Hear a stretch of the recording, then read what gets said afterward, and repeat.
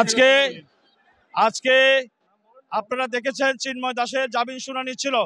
আজকে জামিন শুনানিতে চিন্ময় দাসের যিনি আইনজীবী তারা আমাদের বাড়ির একজন সদস্য ছিলেন জনাব অপূর্ব চন্দ্র দাস। তিনি ঢাকা থেকে ওনার নেতৃত্বে আরো 10-12 জন লয়ার আসছে, তারা সবাই শুনানিতে অংশগ্রহণ করেছেন। তারা বিজ্ঞ আদালতে নিবেদন করছেন তারা নির্দোষ, তাদেরকে ভিক্টিমাইজ করা হয়েছে বলে তাদের দাবি ছিল। তবে রাষ্ট্রপক্ষ বলছে যে এটা যেহেতু রাষ্ট্রদ্রোহী মামলা, এই ধারার সেকশনের সাজা হচ্ছে যাবজ্জীবন, এই কারণে তারা আদালতে নিবেদন করছে যে তার জামিন এই মুহূর্তে যেহেতু রাষ্ট্রদ্রোহী মামলার আসামি তার জামিন হওয়া সমীচীন হবে না।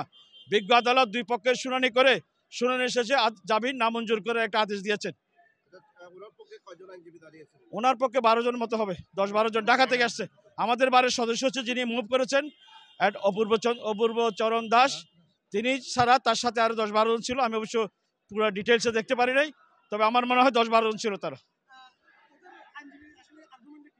ওদের আর্গুমেন্ট ছিল ওরা নির্দোষ এবং যে রাষ্ট্রদ্রোহী অভিযোগ আনা হয়েছে সেটার সাথে সে জড়িত ছিল না এবং এটা এই আইনের মধ্যে পড়ে না, রাষ্ট্রদ্রোহী মামলায় পড়ে না, এবং এই বক্তব্যগুলো তারা দিয়েছেন এবং বিজ্ঞ আদালত রাষ্ট্রপক্ষের বক্তব্য শুনে এটা নামঞ্জুর করেছেন।